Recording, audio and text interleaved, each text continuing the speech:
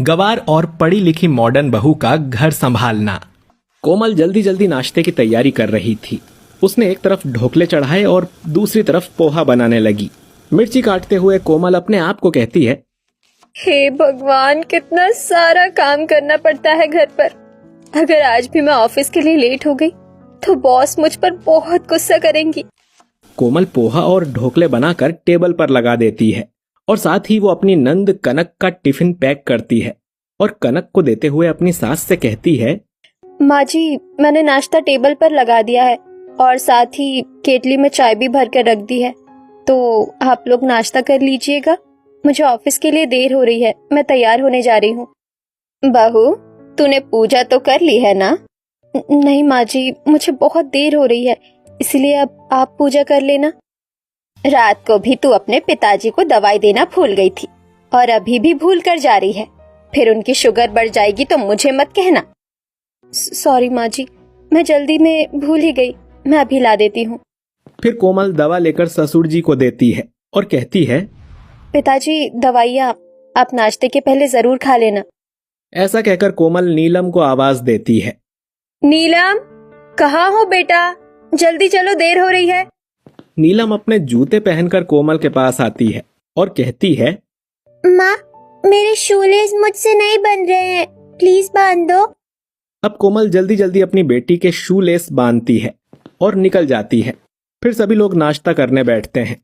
तब शोभा कहती है, हे भगवान, लगता है बहू जल्दी जल्दी में पोहे में नमक डालना ही भूल गई है। रोज रोज ढोकला और पोहा खाकर तो जैसे मन ही ऊब गया है। ऐसा करो कि मुझे चाय और टोस्ट दे दो। सोचा था कि बहू आने के बाद घर का सारा काम समय पर हो जाएगा, लेकिन ऐसा तो कुछ हुआ ही नहीं। घर का सारा काम यूं ही पड़ा रहता है और वो अपने ऑफिस चली जाती है।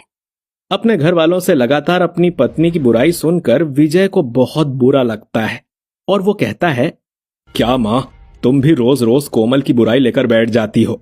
अरे उसे घर के सिवा ऑफिस के भी तो काम होते हैं ना, तो थोड़ा तो एडजस्ट करना ही पड़ेगा ना। अब ढोकले ही खा लो।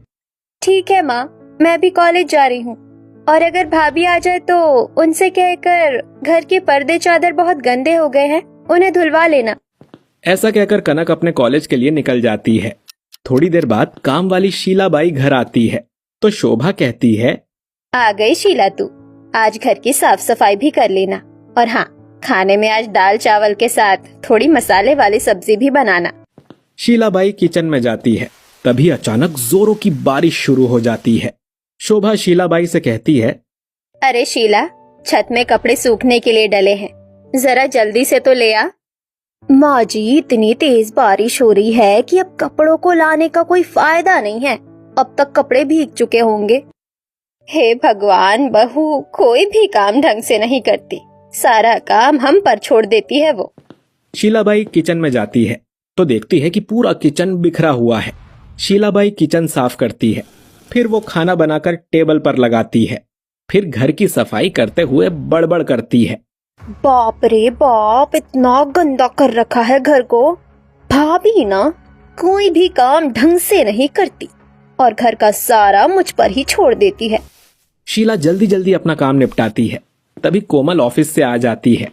ऑफिस से आते ही कोमल शीलाबाई से कहती है, शीला, जरा मेरे लिए एक प्लेट उपमा बना देना और कॉफी भी बना देना प्लीज, और मेरे कमरे में ही ला देना। शीला कोमल के लिए उपमा और कॉफी बनाकर कमरे में ले जाती है तो कोमल कहती है, शीला, जरा मेरे कमरे की सफाई तो कर दे, और हाँ, कुछ चादरें गंदी पड़ी है तो तू उन सबको धोकर जरा ऊपर डाल देना। शीला सारे काम भी कर लेती है। फिर कोमल शीला से कहती है, शीला, आज मैं थोड़ा ज्यादा थक गई हूँ तो तू किचन में जाकर खाना बना ले, और हाँ, खाना बनाकर सुबह के लिए सब्जी काट देना और आटा भी लगाकर फ्रिज में रख देना। तभी वहाँ नीलम आकर कहती है, माँ, मेरे लिए दूध गर्म कर दो। बेटा, शीलाबाई किचन में काम करने जा ही रही है तो वो तेरे लिए गर्म कर देगी। भाभी, मैं चली कपड़े धोने, दूध आप खुद ही गर्म कर लो। शीलाबाई मशीन में धोने के लिए कपड़े डालती है और बड़बड़ाती हुई कहती है, कोमल भाभी खुद तो कुछ करती नहीं है, उन्होंने अपना सारा काम मुझ पर ही डाल दिया है। इतना सारा काम, सुबह से शाम तक काम ही खत्म नहीं होता। शीला सारा काम खत्म करने के बाद शोभा के पास आती है और कहती है, माँ जी, बहू रानी ने जितना काम बताया था मैंने सारा काम कर दिया। चादरें धोकर रख दी है, ऊपर नहीं डाला है। आप कोमल भाभी को बता देना, मैं कल से काम पर नहीं आऊंगी। इतना सारा काम बताती है कोमल भाभी मुझे, मैं बहुत थक जाती हूँ। इसीलिए आप कोई और काम वाली देख लेना, और हाँ, मेरा हिसाब भी कर दो। शोभा उसे बहुत रोकने की कोशिश करती है, लेकिन शीला नहीं मानती और फिर शोभा उसे उसके पैसे दे देती है और शीला बाई चली जाती है। तभी कोमल अपने रूम में से उठकर आती है और कहती है, माँ, शीला बाई कहाँ गई? उसने चादरें तो धोकर फैला दी है ना? कोमल की सास बहुत गुस्से में बैठी थी, इसीलिए वो कुछ नहीं कहती। फिर उसके ससुर उसे बताते हैं, बहू, तूने शीलाबाई पर काम का कुछ ज्यादा ही बोझ डाल दिया था, इसीलिए वो काम छोड़कर चली गई है। अब तुझे दूसरी काम वाली देखनी पड़ेगी। ये सुनकर कनक कहती है, बाबूजी, शीलाबाई 5वीं काम वाली थी जो काम छोड़कर चली गई है। कोई भी काम वाली यहाँ टिकती नहीं है, क्योंकि भाभी घर का सारा काम उन पर ही डाल देती है। ये सुनकर कोमल गुस्सा होते हुए कहती है, अगर शीलाबाई चली गई है तो कोई बात नहीं, मैं खुद ही सारा काम कर लूंगी। कोमल गुस्से में वहां से चली जाती है तो नीलम कहती है, दादी, लगता है माँ बहुत गुस्से में है। अब कोमल सबसे पहले धुली चादरों को छत पर सूखने के लिए डालकर आती है। फिर वो किचन में जाती है और फ्रिज से सब्जियां निकालती है और सब्जियां काटती है और फिर आटा लगाकर खाना बनाती है। तभी कोमल के ससुर आवाज देते हैं, अरे बहू, खाना तैयार हुआ कि नहीं? मुझे बहुत भूख लग रही है और खाने के बाद मुझे अपनी दवाई भी तो खानी है। जल्दी कर बेटा। बस बाबूजी, थोड़ी देर में खाना लगा देती हूँ। काम करते हुए कोमल बड़बड़ाती है, आखिर क्या क्या करूँ मैं अकेली? सुबह से लेकर शाम तक बस रोबोट जैसे काम ही करती रहती हूँ, और वो भी सारा काम इन लोगों को समय पर चाहिए। ऐसा ही था तो जॉब वाली बहू लाना ही क्यों था? अब कोमल सभी को खाना लगा देती है। खुद भी खाना खाने के बाद वो किचन में जाती है तो देखती है कि वहां बहुत सारे बर्तन रखे थे। इतने बर्तन देखकर कोमल अपने आप से कहती है, बाप रे, इतने सारे बर्तन कैसे धो? अभी तो मुझे अपने कमरे की सफाई भी करनी है। ऐसा करती हूँ, आधे बर्तन धो लेती हूँ। अगले दिन कोमल सुबह जल्दी जल्दी उठकर पहले ही घर की साफ सफाई करती है और फिर नाश्ता बनाती है और बर्तन धोना भूल जाती है और फिर नीलम को स्कूल छोड़ते हुए ऑफिस चली जाती है। इधर जब शोभा गंदे बर्तन देखती है तो वो गुस्सा करते हुए कहती है, हे भगवान, ये बहू तो कोई भी काम ढंग से नहीं कर सकती। ना ही उसने झाड़ू पोछा ढंग से किया है और ना ही बर्तन अच्छे से धोए हैं, और खाना तो वो कभी अच्छा बनाती ही नहीं है। फिर शाम को जैसे ही कोमल ऑफिस से आती है तो उसकी सास कहती है, आ गई बहू ऑफिस से। सारे बर्तन गंदे ही छोड़कर चली गई थी तू। खाना बनाने से पहले बर्तन धो लेना, और हाँ, खाना जल्दी बनाना। तेरे बाबूजी जल्दी सो जाते हैं आजकल। अब वो किचन में जाती है और जल्दी जल्दी बर्तन साफ करती है। उसके बाद फ्रिज से सब्जियां निकालती है और उसे काटती हुई बड़बड़ाती है, हे भगवान, ऑफिस से आते ही इतना सारा काम करना पड़ता है। मेरी तो किसी को कोई परवाह ही नहीं है। तभी पीछे से कोमल का देवर सुन लेता है और मजाक करते हुए कहता है, किसने कहा हमें अपनी भाभी की परवाह नहीं है? लाइए, मैं आपके साथ मदद करवा देता हूँ। देवर जी, अब आप क्या सब्जियां काटोगे? इससे तो अच्छा आप मेरे लिए एक देवरानी ले आओ। कम से कम मेरी थोड़ी मदद ही हो जाया करेगी। नीलम ये सुनकर पीछे से कहती है, माँ, जब तक चाचू शादी नहीं करते तब तक मैं आपकी मदद कर दूं? नीलम की बात सुनकर दोनों हंसने लगते हैं। अगले दिन संडे था। कोमल घर से जाले निकाल रही थी। तभी शोभा आकर कहती है, कोमल, तुझे बताया था ना आज मेरी बहन आ रही है, तो तू घर की सफाई के साथ साथ मेरा और बाबूजी का कमरा भी साफ कर देना। जी माँ जी। कोमल अपनी सास के कमरे में जाती है, चीजों को समेटती है, चादर ठीक करती है, कुछ कपड़े भी घड़ी करके जमाती है। तब तक शोभा की बहन शिप्रा आ जाती है। कोमल उनके लिए चाय नाश्ता लगाती है और खाना बनाने के लिए किचन में चली जाती है। उसके बाद शिप्रा अपनी बहन से कहती है, शोभा, एक इंजीनियर लड़की का रिश्ता लाई हूँ तेरे बेटे के लिए। लड़की गवर्नमेंट जॉब में है। नहीं नहीं दीदी, बड़ी बहू जॉब करती है तो उससे घर नहीं संभलता। कभी हमें समय पर खाना नहीं मिलता तो कभी घर की सफाई नहीं होती। बड़ी दिक्कत होती है। अब तो मैं सोच रही हूँ कि अपने दूसरे बेटे के लिए कोई सिंपल सी लड़की ले आऊं। कम से कम वो घर तो संभालेगी। अरे शोभा, हमारे गांव में ऐसी ही एक लड़की है, रेखा।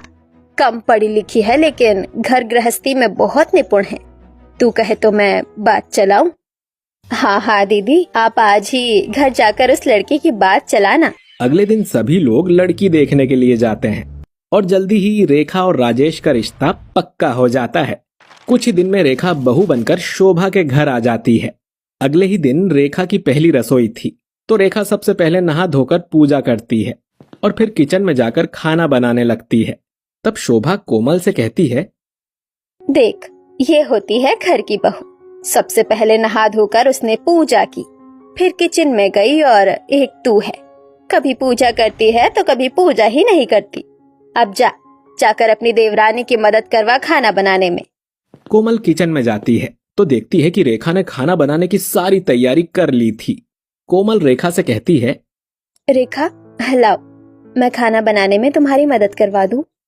नहीं नहीं भाभी, खाना तो मैं अकेले ही बना लूंगी, आप तो बस बाहर की साफ सफाई देख लीजिए। कोमल अपने मन में सोचती है, चलो अच्छा ही है, कम से कम खाना बनाने से तो मुझे छुट्टी मिली। कोमल किचन से बाहर आती है और साफ सफाई करने की बजाय अपने कमरे में जाकर आराम करने लगती है। कोमल ने शादी के लिए कुछ दिनों की छुट्टियां ले रखी थीं, इसीलिए उसे ऑफिस भी नहीं जाना था। थोड़ी देर बाद कनक कोमल से आकर कहती है, भाभी, छोटी भाभी ने खाना लगा दिया है, माँ खाना खाने के लिए बुला रही है, चलो। फिर कोमल खाने की टेबल पर आती है और सभी के साथ खाना खाने लगती है। तभी बाबूजी कहते हैं, अरे वाह बहू, तुमने तो आज बहुत जल्दी खाना बनाया है और ये खाना भी बहुत ही स्वादिष्ट बना है बेटा। देखा बड़ी बहू, छोटी बहू ने आते ही घर संभाल लिया है, सारा खाना भी बनाकर लगा दिया और किचन की साफ सफाई भी करती। और एक तू है, सारा कुछ बिखरा छोड़कर ही चली जाती है। तभी नीलम खाना खाते हुए कहती है, चाची, आपने तो बहुत टेस्टी खाना बनाया है, कल से आप ही मेरा टिफिन बनाना। हाँ भाभी, और मेरा भी। हाँ हाँ, मैं आप सबका टिफिन बना दिया करूंगी और नाश्ता भी समय पर दे दिया करूंगी। फिर सभी लोगों के खाना खाने के बाद रेखा अपने सास ससुर को दवाई लाकर देती है और कहती है, माँ, बाबूजी, आप दोनों अपनी दवाई खा लीजिए, आपकी दवाई का समय हो गया है। मैंने पूरे घर की सफाई भी कर ली है और अब सिर्फ कोमल भाभी का रूम बचा है। चलिए भाभी, आपकी कमरे की भी सफाई कर लेते हैं। अब कोमल रेखा के साथ अपने कमरे में जाती है और दोनों मिलकर साथ में कपड़े घड़ी करते हैं और फिर कोमल लैपटॉप की साफ सफाई